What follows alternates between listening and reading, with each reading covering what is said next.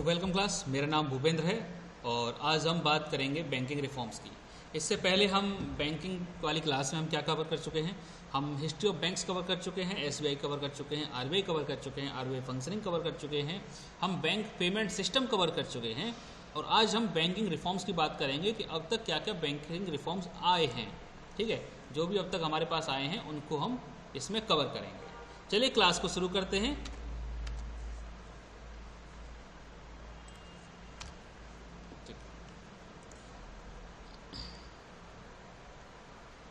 देखो, जो banking reforms की बात आती है ये हमारी आती है फ्रॉम द 1991 से। अच्छा देखो, ऐसा क्यों था, आप ये मान के चलिए कि 1991 में हम लेकर आए थे एलपीजी यानी liberalisation,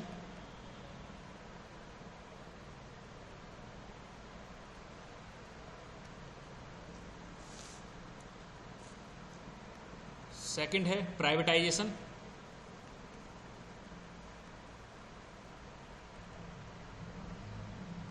third one is globalisation.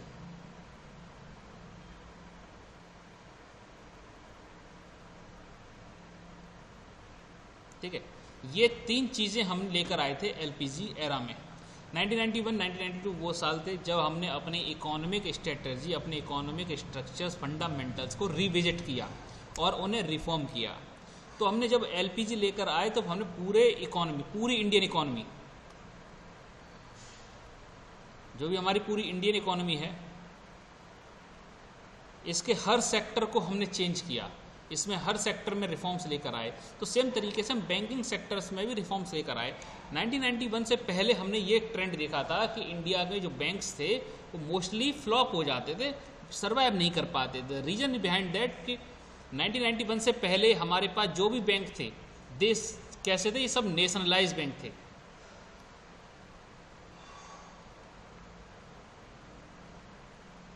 Nationalise bank, ठीक। अब नेशनलाइज्ड बैंक का मतलब ये होता है कि जिसकी ओनर कौन होगी, सरकार होगी, गवर्नमेंट होगी। और गवर्नमेंट्स में मंत्री होते हैं, ठीक है, मंत्री होते हैं, आपके एमपीज होते हैं, सांसद होते हैं, एमएलए होते हैं और कई सारे नेता शामिल होते हैं। ठीक। अब सपोज करो किसी नेता के खास रिश्तेदार या खुद नेता को लोन चाहिए तो बैंक में जाएगा, और क्योंकि बैंक के कुछ नियम हैं कि इन शर्तों को पूरा करो तब हम लोन देंगे, तो बैंक मना कर देगा अगर वो शर्तें पूरी नहीं होंगी। और क्योंकि बैंक अभी नेशनलाइज है और बैंक पर पूरा कंट्रोल सरकार का है और नेताजी अभी किस में, सरकार में हैं, तो एक तरीके से प्रेशर क्रिएट कर लेंगे बैंकों पर। तो बैंकों की जो अपनी फंक्शनिंग है वो प्रभावित होने लगी। जहां लोन नहीं देना था वहां भी लोन बैंकों को मजबूरी में देना पड़ता था ड्यू टू द प्रेशर। ठीक है, रैम्पेंट करप्शन था बैंकों में, तो मैनेजर साहब जिसको चाहते थे लोन दे देते थे, पैसा ले लेते हैं। ठीक है, तो करप्शन एक कारण रहा, दूसरा कारण सरकारी प्रेशर रहा, और भी कई कारण रहे। हमारी मॉडर्नाइजेशन उतनी पैमाने पर नहीं कर पाए हम, क्योंकि पैसा ही नहीं बचता था बैंकों के पास, सैलरी मुश्किल से दे पा रहे थे अपने एम्प्लॉयज़ को, तो मॉडर्नाइजेशन तो कहाँ से ही करेंगे। ठीक है, तो बैंकों के साथ साथ जो समस्या चल रही थी, अब समझना ऐसी समस्या हर सेक्टर में थी। तो जब डॉक्टर मनमोहन सिंह उस समय एलपीजी लेकर आए, लिबरलाइजेशन, प्राइवेटाइजेशन, ग्लोबलाइजेशन लेकर आए, तो उन्होंने इकोनॉमी के हर सेक्टर को चेंज किया, हर सेक्टर को रिविजिट किया, उसमें जो अपडेट्स लाने थे वो चेंज किए। 1991 के बाद हमने एक कमेटी बनाई।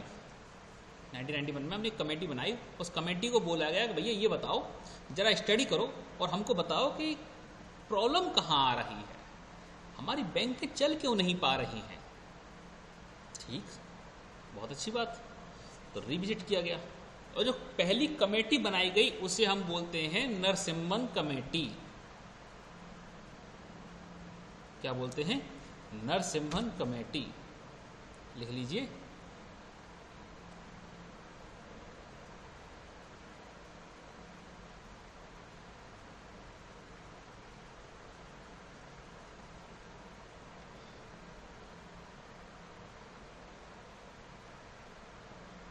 नरसिम्हन कमेटी 1991। इसको नरसिम्हन कमेटी फर्स्ट भी बोला जाता है। फर्स्ट क्यों बोला जाता है वो मैं आगे चल के बताऊंगा, ठीक है।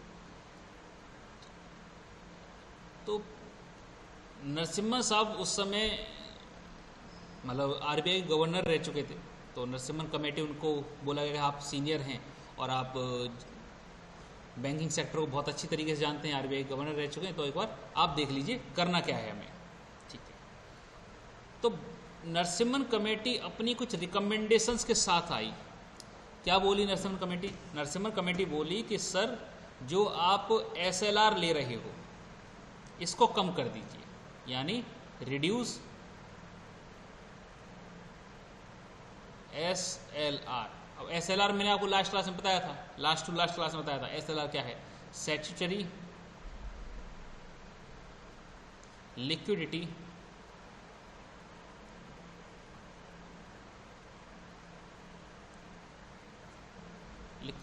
रेशियो, ठीक है। स्टैट्यूटरी लिक्विडिटी रेशियो कि आप क्या कर दीजिए, एसएलआर को कम कर दीजिए और कैपिटल रिजर्व रेशियो को भी कम करिए। Capital reserve ratio,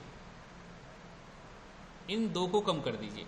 capital reserve ratio मतलब बैंकों को ये कहा गया कि आपको आपको हमेशा इतना कैपिटल अपने पास रखना है, मतलब बैंकों को भी खाली नहीं होना है ना।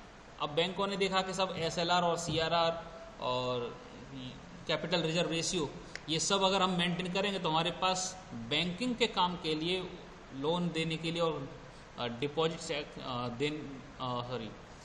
पैसे निकालने के लिए और लोन देने के लिए हमारे पैसे नहीं बचेंगे, जिस वजह से बैंक कोलैप्स हो रही थी। तो यहाँ पे पहला रिकमेंडेशन ध्यान रखना, reduce SLR and capital reserve ratio. इसको सीआरआर मत पढ़ना, ठीक है, फिर वो कैश रिजर्व रेशियो हो जाएगा। सेकंड ऑप्शन क्या दिया इन्होंने, ये किया जो पब्लिक सेक्टर बैंक हैं उनको फुल ऑटोनॉमी दे दो। ऑटोनॉमी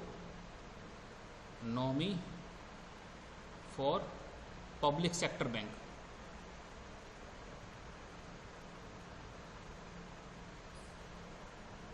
पब्लिक सेक्टर बैंक मानी सरकारी बैंक है। उस समय तो ज़्यादातर सब सरकारी बैंकें ही थी।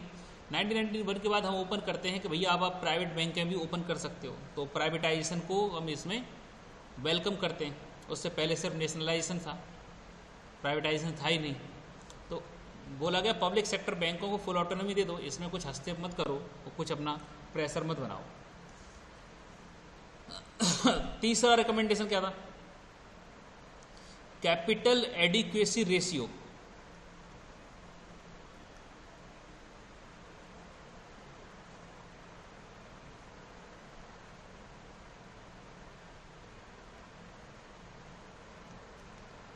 कैपिटल एडिक्वेसी रेशियो इसको आप लेकर जाइए 8% तक,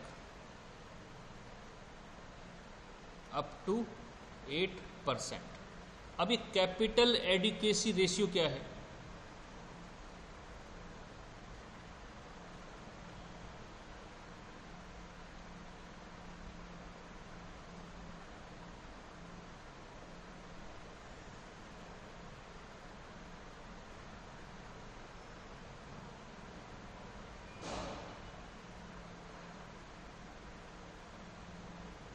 ठीक है, कैपिटल एडिक्वेसी रेशियो क्या है?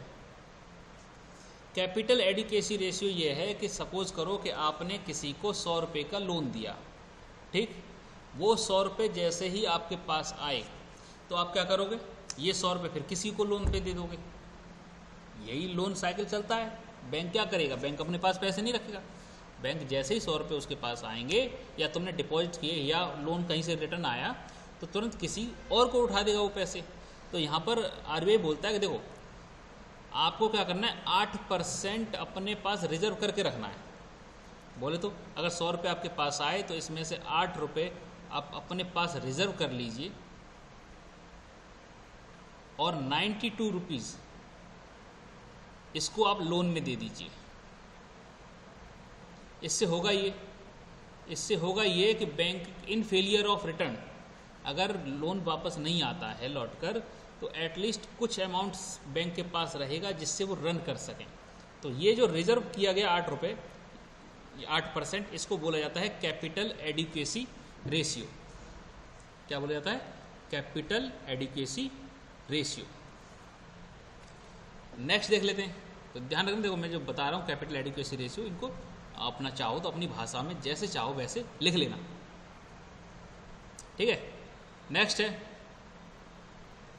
जो पब्लिक सेक्टर बैंक्स हैं इनको कम करिए।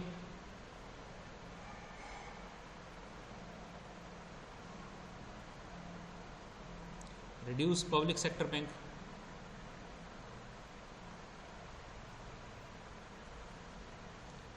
तो आप पब्लिक सेक्टर बैंकों को कम कर दीजिए। द रीज़न इज़ दैट कि हमारा मैन पावर क्यों जाए पब्लिक सेक्टर बैंक में, हम ज़्यादा मेहनत क्यों करें। Let the private should do. तो प्राइवेट बैंक्स आएंगे, अपना प्रॉफिट लेंगे और बेहतर सर्विसेज प्रोवाइड कराएंगे, डिजिटलाइजेशन लेकर आएंगे, मॉडर्नाइजेशन लेकर आएंगे। और पब्लिक सेक्टर बैंक को बोला गया कि इन्हें आप नए मत खोलिए, ज़्यादा कम करिए। तो इसका आप देखोगे बहुत सारी बैंकें टाइम टू टाइम मर्ज कर रही है सरकार, है ना। पहले बहुत सारी बैंकें थी, उन्हें धीमे धीमे धीमे धीमे करके मर्ज करते जा रहे हैं, और अब कुछ चुनिंदा बैंकें ही बची हैं, और ये भी आगे चल के देखोगे कि ये भी आपस में मर्ज कर दी जाएंगी, और सरकार अपना हाथ खींच लेगी बैंकिंग सेक्टर से धीमे धीमे। एक दो बैंक बचेंगी जो प्रोमिनेंट हैं, वो बैकअप के तौर पे रहेंगी। 5वां, आप असेट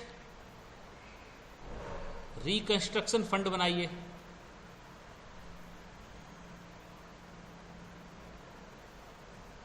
असेट रिकंस्ट्रक्शन फंड बनाइए। अभी असेट रिकंस्ट्रक्शन फंड क्या है? जैसे सपोज करो कि आपका लोन है, ठीक है, आपने लोन दिया और वो लोन डूब गया, है ना। अब वो लोन मान के चलो 100 रुपये का लोन था जो कि डूब गया, अब आपको पूरा 100 रुपये घाटा लग गया। बदले में आपने कुछ मॉर्टगेज रखा होगा या कुछ रखा होगा, है ना। तो बैंक ये बोलती है कि 100 रुपये का जो लोन डूब गया है, इसको बचाव के लिए आप एक काम करिए, इस लोन को किसी को बेच दीजिए। जब ये एनपी हो जाए, जब ये वापस ना आए, तो इस लोन को बेच दीजिए। 100 रुपये का लोन है, आप इसको 40-50 रुपये में, 70 रुपये में बेच दीजिए। सपोज करो 70 रुपये में बेच दिया किसी कंपनी को, जिसे हम बोलते हैं असेट रिकंस्ट्रक्शन कंपनीज, ARCs, उन्हें बेच दो, ताकि एटलीस्ट आपके पास 70 रुपये तो रिकवर हो जाए। बाकी फिर जो असेट रिकंस्ट्रक्शन कंपनी है वो जाने कैसे क्या करना है इनका।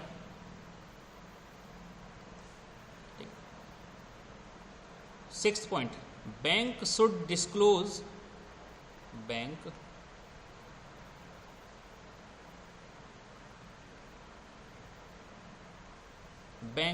should disclose their assets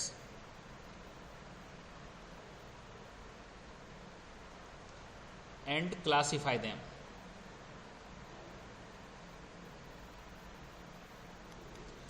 bank RBI को बताएं कि उनके पास कितनी जमा पूंजी रह गई है, कितने असेट्स रह गए हैं, और उन असेट्स को क्लासीफाई करिए, ठीक है।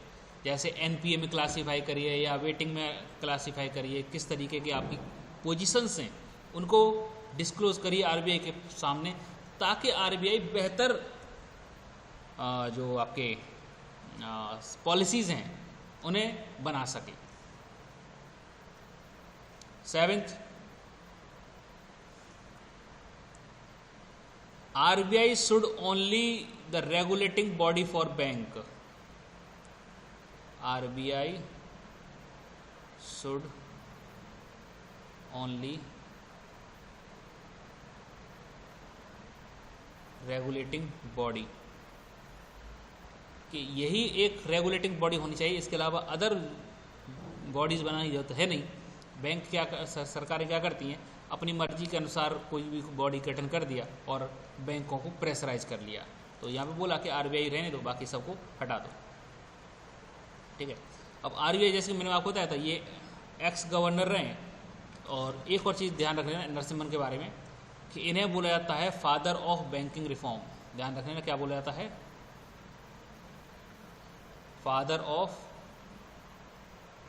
बैंकिंग रिफॉर्म्स, ठीक है। तो नरसिम्हन साहब को बोला जाता है फादर ऑफ बैंकिंग रिफॉर्म। तो 7 मेजर चीज़ें जो इन्होंने बताई थी। ठीक है, 1991 के बाद बोल दिया इन्होंने कि जो सरकार ये रही पॉइंट्स, इनको इम्प्लीमेंट कर लो। ठीक है, सरकार इम्प्लीमेंट करती रही, कुछ किया कुछ नहीं किया, कुछ में अल्ट्रेशन किया, कुछ में ऐसा एक्सेप्ट कर लिया, लेकिन फिर भी हालत कुछ खास सुधर नहीं पा रही। इन्होंने बोले सर आपने जो दवाई दी थी यार उससे बुखार तो उतरा नहीं अभी तक। मैंने कहा अच्छा लाओ जरा दिखाओ, दवाई तो सही लिखी है हमने। तो एक तरीके से रिविजिट करने को बोला और एक दोबारा से इन्हीं की अध्यक्षता में एक कमेटी बनाई जिसको हम बैंकिंग रिफॉर्म्स के लिए जानते हैं, जिसको बोलते हैं Narasimhan committee second.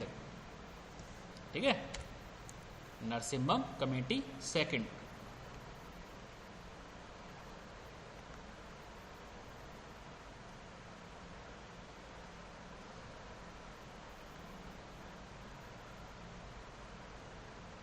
Narasimhan committee second कब बनाई? 1998 में। और कहा कि सर देखो एक बार क्या कमी रह गई है, हमने आपने जो बोला था उतना हमने करने की कोशिश की है, ज़रा ये भी देख लो कि हमने पूरी तरीके से आपने जो कहा था वो किया है कि नहीं कर पाए हैं, और कुछ और सुझाव दे दो, तो दवाई दूसरी दे दो या दोबारा से चेक कर लो सर, है ना। बुखार कम तो हुआ है लेकिन ख़त्म नहीं हुआ। मैं कहा ठीक है सर बैठते हैं। नरसिम्हन कमेटी सेकंड कुछ रिकमेंडेशन करती। क्या रिकमेंड करती है? पहला रिकमेंडेशन, नैरो बैंकिंग।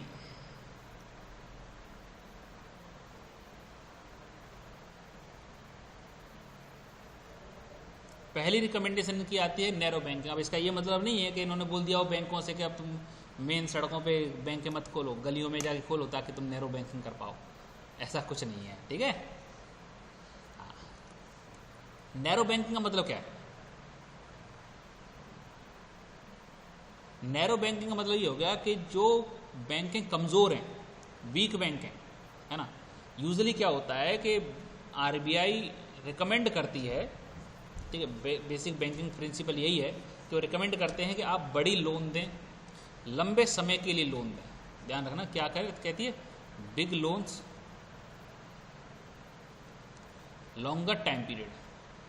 ठीक है, लॉन्ग टाइम के लिए दीजिए और बड़ी लोन दीजिए। इससे होगा ये कि आपको मैनेजमेंट करना आसान हो जाएगा। बड़ी लोन मान के चलो 10 करोड़ 100 करोड़ की एक व्यक्ति के पास गई, है ना, और वहीं पर आपने 1-1 करोड़ की लोन 100 लोगों को दे दी, तो ऐसे में 100 करोड़ वाले एक व्यक्ति को टारगेट करना, उसको देखना आसान हो जाएगा। और लंबे समय के लिए दोगे तो आपके पास रेगुलर इंटरवल पर रिटर्न आते रहेंगे लंबे समय के लिए, 10 साल तक। भाई सर बैंक को पता है कि हमारे पास हर महीने इतना पैसा आएगा, है ना, तो इंटरेस्ट भी ज़्यादा ले पाएंगे। बड़ी लोन दोगे तो फिर आपको ज़्यादा मगजमारी नहीं करना है। ये ब्रॉड बैंकिंग का तरीका है, बड़ी लोन लंबा समय। नैरो बैंकिंग में सरकार नरसिम्हन साहब ने बोला कि जो बैंकें कमज़ोर हैं, जो बड़े लोन नहीं है पाए पैसा भाई उनके पास, क्या करें, और जो बहुत लंबे समय तक इंतजार नहीं कर सकती रिटर्न आने का।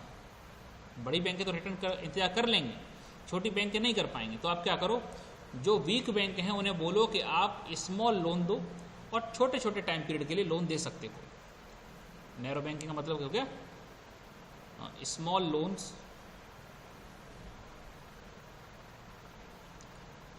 और शॉर्ट टाइम पीरियड के लिए। ठीक है, किसके लिए? वीक बैंक्स के लिए, जो कमजोर बैंक हैं। ठीक है, कमजोर बैंकों के लिए बोला गया ये।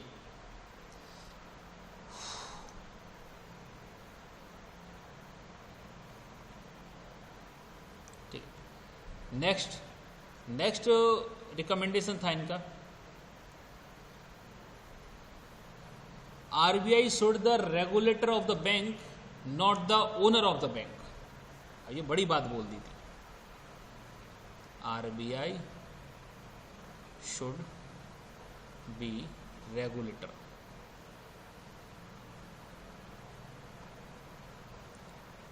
of bank,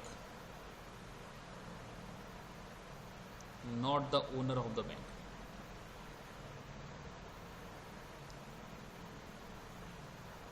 अब देखो लास्ट वाले में क्या बोला कि RBI should be the only regulation body, तो आरबीआई ज़्यादा उत्साहित हो गई, उसने बोला कि अब तो हम ही रहेंगे साहब, हम ही मालिक हैं, है ना, उनको ये भ्रम हो गया। उन्होंने बैंकों के डे टू डे फंक्शनिंग में इंटरफेयर करना शुरू कर दिया, प्रमोशन से लेकर ट्रांसफ़र सब इन्होंने कंट्रोल करना शुरू कर दिया। क्यों? सब नरसिम्हा साहब ने बोल दिया है कि हम ही तुमको चलाएंगे। ठीक हुआ ये कि बैंकें उतना एफिशिएंटली वर्क नहीं कर पाई due to the regular interference of the RBI, है ना। और क्योंकि आरबीआई पर भी वर्कलोड बढ़ गया, अब आप हर छोटी छोटी चीज़ में ध्यान दोगे तो वर्कलोड तो बढ़ेगा ही। इन्होंने बोला कि देखो तुम रेगुलेटर बन के रहो, तुम ओनर मत बनो, है ना। अब रेगुलेटर क्या करेगा? रेगुलेटर बस शांति से बैठा रहेगा और जहाँ भी गलती होगी वहाँ पर पेनल्टी मार देगा और फिर बैठ जाएगा। वो ये नहीं बोलेगा कि तुमको 9 बजे आना है, तुमको ये यहाँ ट्रांसफ़र किया जा रहा है, वहाँ ट्रांसफ़र किया जा रहा है, ये किया जा रहा है, वो किया जा रहा है, वो सब चीज़ें नहीं बोलेगा। ठीक है, तो वो क्या बोलेगा? जहाँ भी आप गलती कर रहे हो वहाँ पर आपको पेनल्टी मारेगा। तो RBI should be regulator, not the owner of the bank.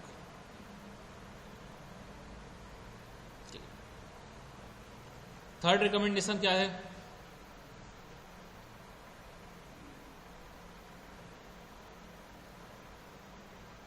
तीसरी रिकमेंडेशन क्या है?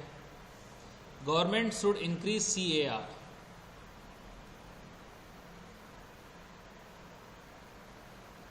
CAR में बता चुका हूँ, कैपिटल एडुकेसी रेशियो। ठीक है, यहाँ पे मैंने बताया कैपिटल एडुकेसी रेशियो क्या है, CAR। ठीक है, तो देख लेना इसको। तो CAR को थोड़ा सा इंक्रीज करिए और मनी लॉन्ड्रिंग को कम करिए। Stop money laundering. अब मनी लॉन्ड्रिंग बोले तो पैसों को, काले पैसे को वाइट करना, दैट इज मनी लॉन्ड्रिंग। समझ में आता है? ठीक है। 1998 की मूवी देखोगे तो वहाँ पर आपको मुंबई में भाई बैठा देखने को मिलेगा, डॉन वक्त वाला शासन देखने को मिलेगा, जहाँ पे पैसों का आना जाना, बोरा भर के थैले भर के पैसे आ रहे हैं और वाइट से ब्लैक हो रहे हैं, ब्लैक से वाइट हो रहे हैं, ये सिनेरियो चलता था। तो इसने बोला कि आप मनी लॉन्ड्रिंग करो कि इस पर ज़्यादा ध्यान दीजिए। ठीक है, एक और रिकमेंडेशन था इसका, setup credit information bureau. Setup credit information bureau. ठीक है, आप आज जो सिबिल देखते हो, ठीक है, सिबिल स्कोर भाई हमारा गिर गया, हमारा बढ़ गया, वो जो सिबिल है उसको इस्टेब्लिश करवाने का काम नरसिम्हा साहब का था सेकंड कमेटी के दौरान। ठीक है, नरसिम्हन साहब के बाद आते हैं दामोदरन कमेटी। दामोदरन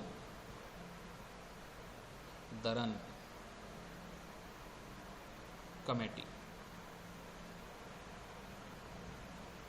ठीक है, दामोदरन कमेटी। अब ये जो दामोदरन कमेटी है ये कब आई थी? ये आई थी 2011 में।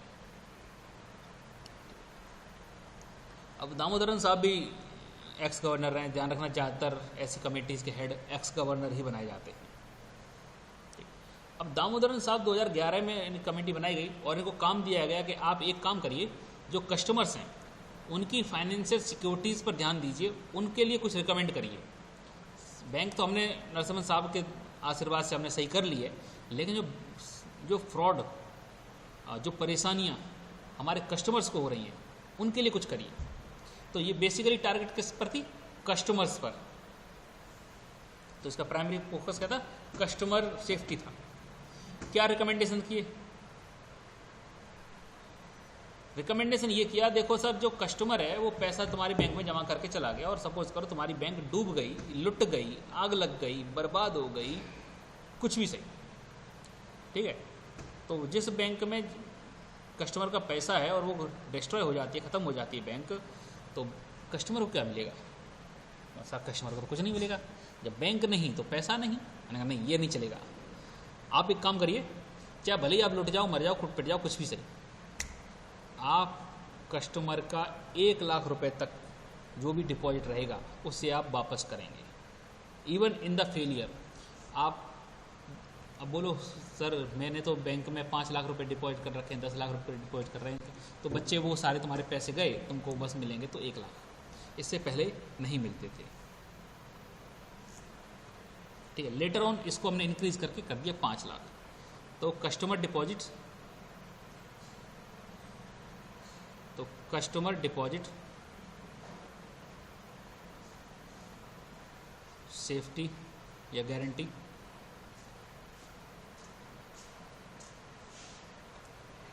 Up to 5 lakh,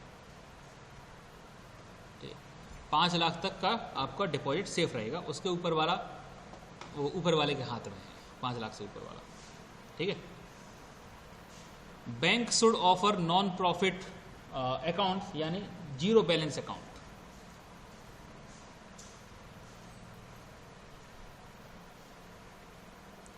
zero balance account, तो भैया जो जीरो बैलेंस रखना चाहे वो रख सकता है। तो आप एक काम करिए, मिनिमम डिपॉजिट मत लीजिए, जीरो बैलेंस ले लीजिए।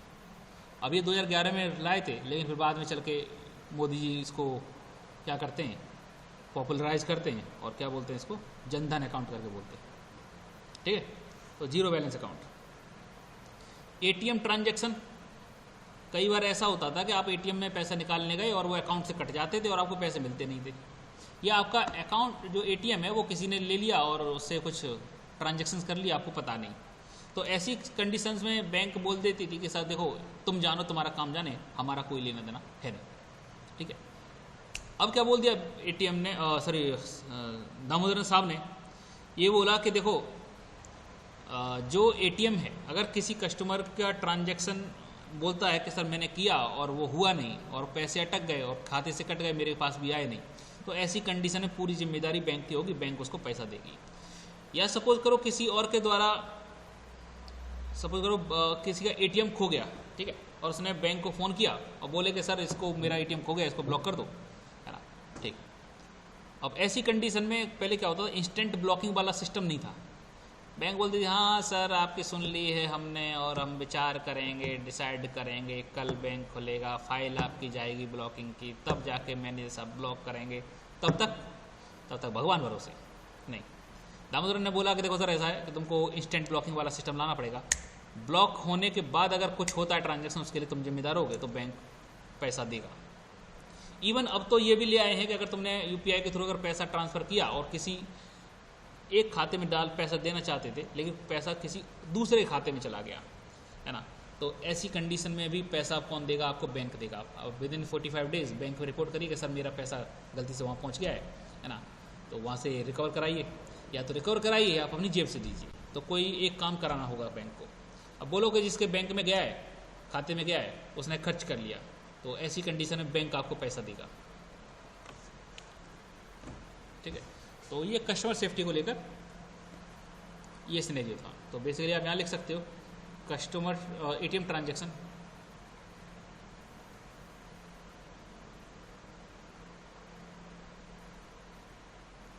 will be the responsibility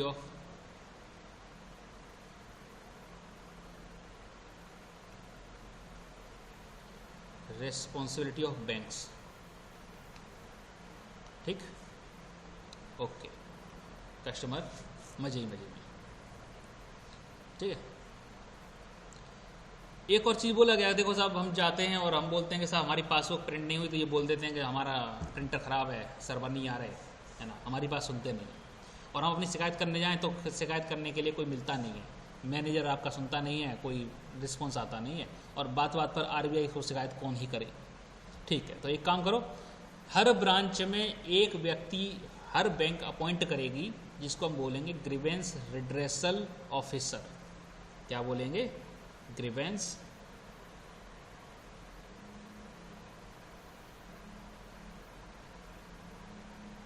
redressal officer. इस ऑफिसर का काम यही है कि जो शिकायतें आ रही हैं उनको निवारण करना है। अब मोस्टली आपको बैंकों में कम ही देखने को मिलेगा, छोटी छोटी ब्रांचों में नहीं मिलेगा, तो ये दायित्व मैनेजर को दे दिया गया, भाई तुम संभालो इसको। नहीं संभाल पाते तो फिर आपको हायर अथॉरिटीज़ को शिकायत भी कर सकते हो। फिर अगर कोई ना माने बैंक की ऐसी तैसी, बैंक ना मार सुन रही तुम्हारी, सीधा आरबीआई के पास जाओ, ओम्बुड्समैन में, वहाँ शिकायत मारो और बैंक की लंका लग जाएगी। तुम्हारे पास बहुत पावर दे दी है, ठीक है। चलिए इसके आगे कमेटी हम नेक्स्ट क्लास में देख लेते हैं।